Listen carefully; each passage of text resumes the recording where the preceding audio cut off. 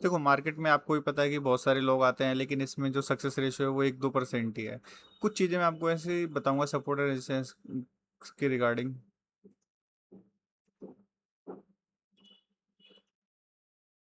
आइए आइए तो टेक्निकल सीरीज का शुरुआत करते हैं। जो पहली वीडियो में इसमें आपको सिंपल सी चीज़ बताऊंगा जो ट्रेडिंग से रिलेटेड है, सपोर्ट एंड रेजिस्टेंस। ठीक है। तो नॉर्मली सपोर्ट क्या होता है, जहाँ से किसी चीज को सपोर्ट मिले। सपोर्ट इन द सेंस यार, तुम अपने आप से समझ सकते हो, जैसे अगर तुम जमीन पे खड़े हो तो जमीन तुम्हारे लिए सपोर्ट है, और तुम अगर कमरे में ऊपर जो तुम्हारी छत है वो तुम्हारा रेजिस्टेंस है, तुम उससे ऊपर नहीं जा सकते। ठीक है। तो सिंपली मैं आपको समझाता हूँ। जैसे एक ये लाइन है, इसको मैं आर बोल दे रहा हूँ। ठीक है। This is resistance R, and this line, एक लाइन ये नीचे खींच दी, ये हमारा, ये मैंने सपोर्ट बोल दिया इसको। ठीक है। अब क्या होता है नॉर्मली, इन जनरली बोल रहा हूँ, थ्योरेटिकली, जैसे प्राइस ऐसे मूव किया। ठीक है। तो प्राइस ने एक बार यहाँ इसको टच किया।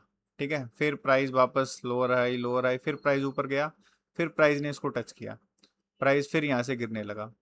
तो हम, जो हमारी साइकोलॉजिकली हम बोलते हैं कि भाई ये प्राइस एक बार यहाँ टैप किया, दूसरी बार यहाँ टैप किया, तो प्राइस वापस यहाँ से गिर रहा है, तो ये इसका रेजिस्टेंस एरिया है। ठीक है। अब सेम तरीके से प्राइस यहाँ से गिरते गिरते यहाँ नीचे आया। ठीक है। एक बार यहाँ टच किया, फिर यहाँ से ऊपर चला गया, फिर हल्का सा नीचे आया प्राइस। ठीक है। मैं इसको थोड़ा और आगे एक्सटेंड कर देता हूँ। फिर प्राइस यहाँ से ऊपर चला गया। तो मैं बोलूँगा कि भाई ये जो ये पॉइंट है, ये S1 सपोर्ट वन और ये S2। ठीक है। ये दोनों इसके सपोर्ट एरिया हैं। ये है थ्योरेटिकली, ये समझ लो कि भाई सपोर्ट, लेकिन चार्ट में तुम्हें एग्जैक्टली ऐसे आइडेंटिकल नहीं मिलेंगे, वो तुम्हें प्रैक्टिस से ही समझ में आएगा। कभी प्रैक्टिकली क्या होगा, जैसे मान लो ये आपका रेजिस्टेंस एरिया है, तो पहले प्राइस यहाँ जाएगा, फिर प्राइस यहाँ से ही, मतलब इसके पहले से ही कभी नीचे गिर जाएगा, कभी ऊपर जाके नीचे गिरेगा। तो हमें एक जोन टाइप का मार्क करना पड़ता है सपोर्ट एंड रेजिस्टेंस के मामले में।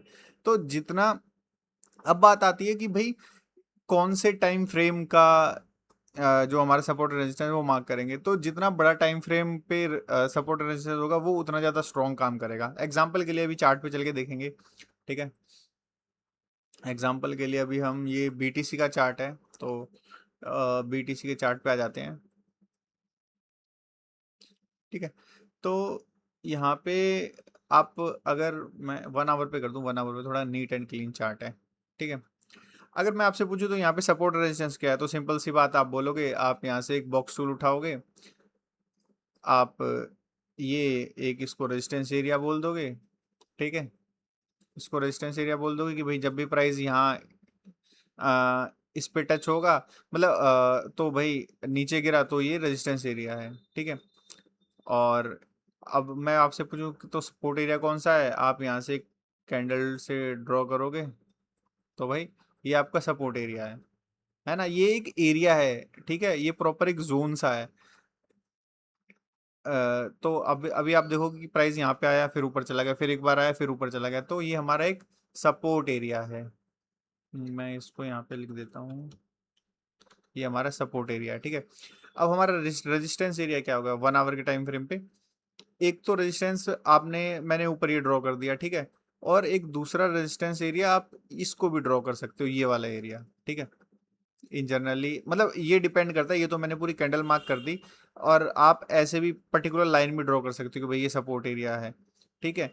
लेकिन मैं जोन, सपोर्ट एंड रेजिस्टेंस के केस में जोन ज़्यादा प्रेफरेबल होते हैं एज कम्पेयर टू एक पर्टिकुलर लाइन। लिक्विडिटी के केस में एक पर्टिकुलर लाइन ज़्यादा हेल्पफुल होती है, वो बाद में बताएंगे वो चीज़ें कैसे क्या होती हैं। ठीक है। तो अगर अभी आप देखोगे कि जस्ट अभी आप लाइव ही देख लो, लाइव में क्या है, प्राइस यहाँ गया, प्राइस नीचे गिर गया। ठीक है। फिर प्राइस यहाँ सपोर्ट एरिया पे आया, फिर प्राइस इस सपोर्ट एरिया से ऊपर जा रहा है रेजिस्टेंस के पास। अब जब प्राइस यहाँ पे रेजिस्टेंस पे आया है, तो प्राइस क्या कर रहा है, यहाँ से रिजेक्ट हो रहा है। देख रहे हो आप, जैसे ये इसने एक कैंडल बना रखी है, इसको मैं हटा ही देता हूँ, 1 मिनट। हाँ चलो इसको तो रहने देते हैं। ठीक है। अगर आप देख रहे होगे, ये इसको मैं यहाँ पे रेजिस्टेंस लिखता हूँ, सॉरी, चलो इसको मैं आर ही बना देता हूँ एज अ रेजिस्टेंस। ठीक है। प्राइस यहाँ पे गया, टच किया, और अब प्राइस प्राइस ने 1 आवर की रेड कैंडल बनाई है। रेड कैंडल मतलब ब्लैक कैंडल। भाई मतलब इससे कंफ्यूज मत होना मैंने इसको थोड़ा ब्लैक एंड वाइट में कर रखा है। वाइट का मतलब है ग्रीन कैंडल है, और रेड का मतलब, सॉरी, इस ब्लैक का मतलब रेड कैंडल है, ठीक है। तो ये था बेसिक चीजें सपोर्ट और रेजिस्टेंस पे। ये तो एक ये एक एग्जांपल है। ऐसे ही आप अपने अपनी आंखों को ट्रेन कर सकते हो मल्टीपल चार्ट्स देख के कि कहाँ से कौन सा सपोर्ट एरिया है, कौन सा रेजिस्टेंस एरिया है। अब जैसे ये वाला एरिया आप मार्क कर सकते हो, ये एक सपोर्ट एरिया है, लेकिन ये इस कैंडल ने क्या किया, इसकी लिक्विडिटी ले ली, लिक्विडिटी लेके फिर ये पुल बैक किया। लिक्विडिटी कंसेप्ट भी बहुत अच्छा है, मैं आपको बाद में बताऊंगा। और आपको और मार्क करना है रेजिस्टेंस एरिया, तो आप इसको as a resistance area mark कर सकते हो। एक बार प्राइस यहाँ आया, दूसरी बार गिरा, फिर तीसरी बार फिर प्राइस आया, फिर गिर गया। इवन मैं बोलूंगा चौथी बार भी प्राइस आया और यहाँ से गिर गया। तो ये सपोर्ट एंड रेजिस्टेंस है, मतलब ये बहुत जरूरी है आपकी पूरी ट्रेडिंग जर्नी में, ठीक है। तो ये वीडियो अभी के लिए बस टॉप ये सपोर्ट एंड रेजिस्टेंस पे है। नेक्स्ट वीडियो में मैं आपको कैंडल्स के बारे में बताना शुरू करूंगा कि कैंडल्स क्या होती हैं, कैंडल फॉर्म कैसे होती है, कौन सी कैंडल ज़्यादा हेल्पफुल होती है। अभी के लिए बस इतना ही।